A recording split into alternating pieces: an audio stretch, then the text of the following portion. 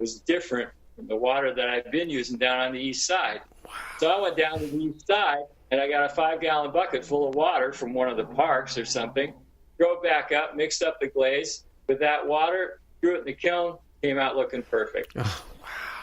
Who would have thought? Just water. Just water. It's the water has minerals in it. There's hard water and water. The water on Kauai, it would be called hard water, and that means it's got mineral salts in it. And mineral salts are fluxes in glazes, sodium, calcium. I think it was mostly sodium and calcium. There was sodium and calcium in the water, and it was making my glaze melt too much. What an effing headache that was. I can imagine. Well, see, that's the perseverance of a true artist. You find ways, and like you said, you're a problem solver, and that's a testament to dedication to your craft. You're committed to learn and to grow from that.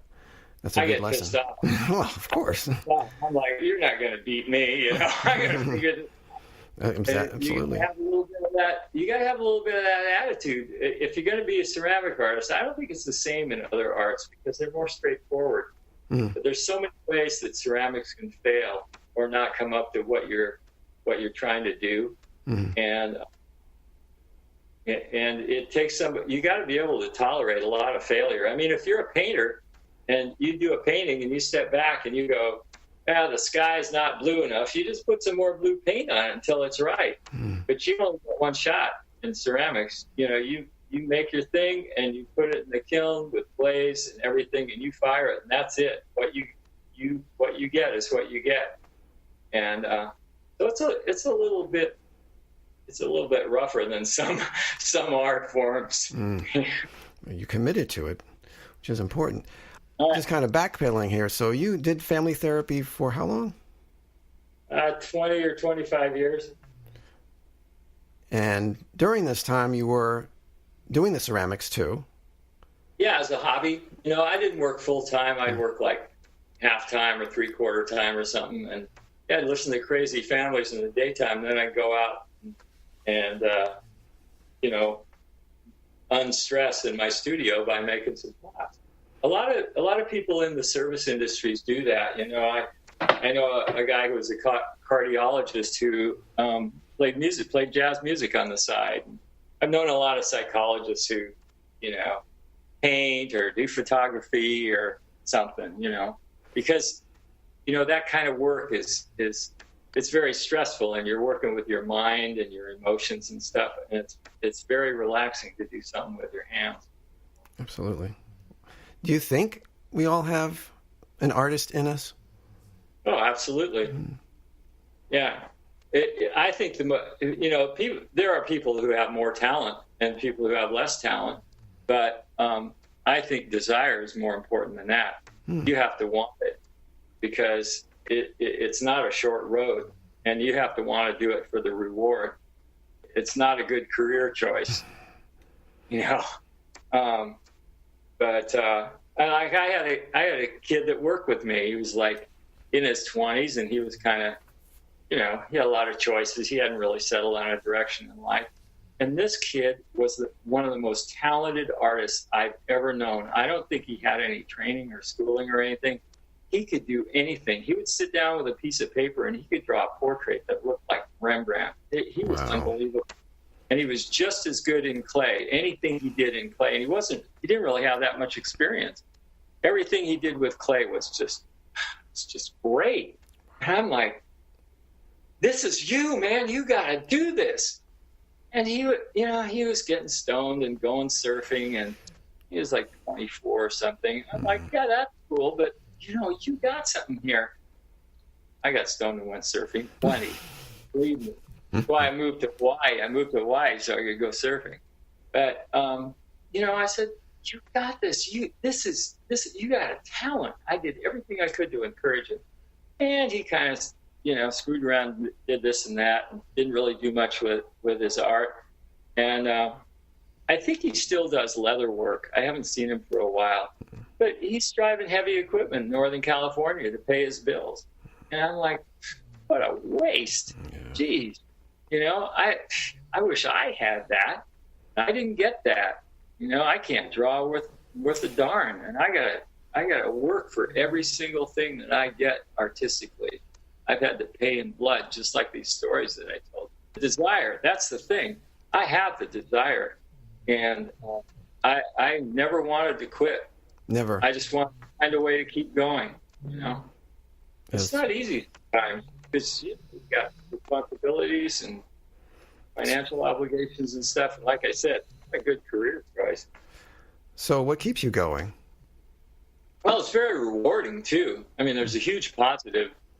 Making something with your hands and birthing it from a kiln, from a firing, it's like having kids. It's incredibly rewarding, especially when you make something good. And, in the beginning, you're lucky if you get one piece in 100 that's actually good. I mean, you don't have much judgment, but that one piece, that'll hook you. You do one piece that comes out great, and you're like, oh man, I got to do this again. It's kind of a drug, in a way, because it has that sort of, I don't know. In psychology, you call it intermittent reward. In behavioral conditioning, have you ever heard of that? Yes, absolutely. Intermittent reward is the most powerful form of behavioral conditioning, right? Yeah. And that's what you get. You get one. First you get 1 in 100, and then maybe if you're, you stick with it, you'll get 1 in 10, and and then after a while you might get 1 in 5, and then after a while you get, 2 out of 3 or something like that. If you don't get too adventurous, every time you want to experiment, every time you experiment, boom, you're back to 1 in 100. But that's what keeps you going, though. You said, I got one. Got to keep going. Then you come up with something cool. You get out. One of the things I love about ceramics is that it's completely unlimited. Every single piece is unique, and they could be wildly unique. I mean, witness my whole trip with colored clay. Nobody else has done that before. 40,000 years of ceramics on this planet, and nobody's done this technique before. It's unlimited. You can always come up with something new. Okay, so when did you decide that you wanted to make a living with pottery?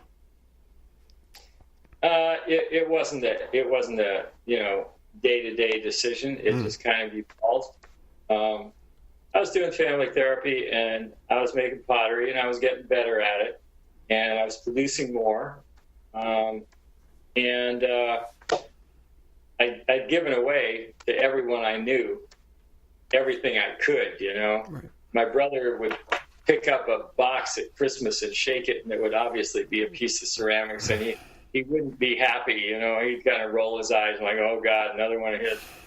And so I kind of saturated my market, as it were. And one day, so the pots are piling up around the house and stuff, and the yard and my shop and every place else. And one day my wife says, you're gonna have to rethink this. And so I hooked up with a local flea market and started doing a sale on Saturday. I made some tables and shelves and stuff.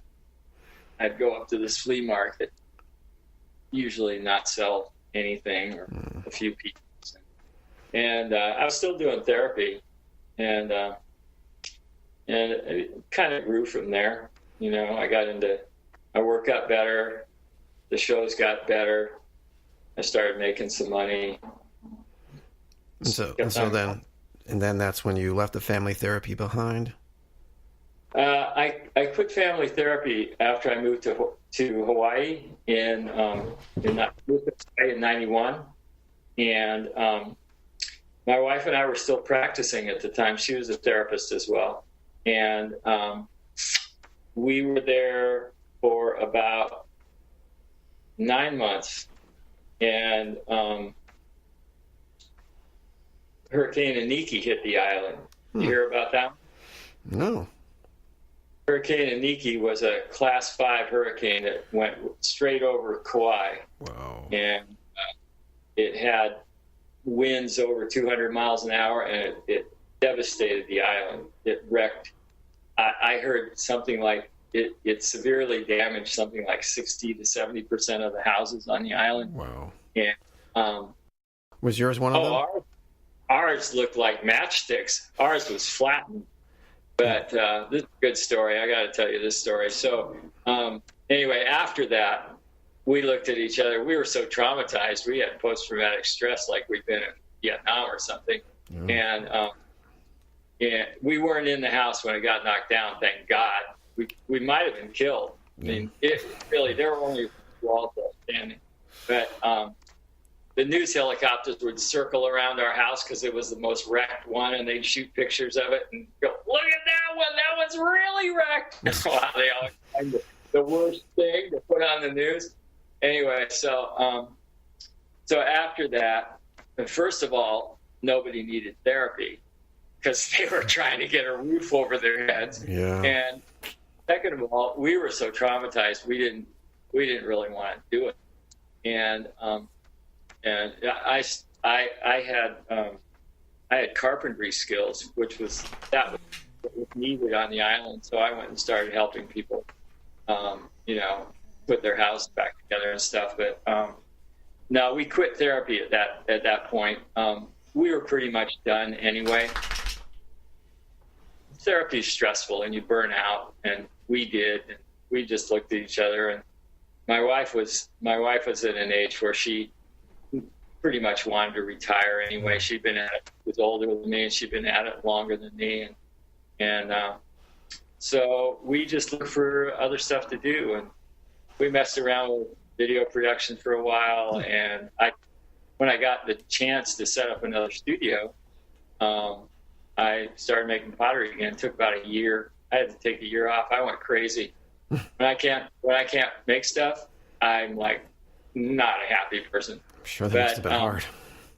Yeah, the cool thing. Anyway, the thing I wanted to tell you about this part of the story is that I was doing a fire at the beginning of the week. Iniki hit the island on Friday morning, and about Monday, I started having this feeling that I really needed to get a firing done.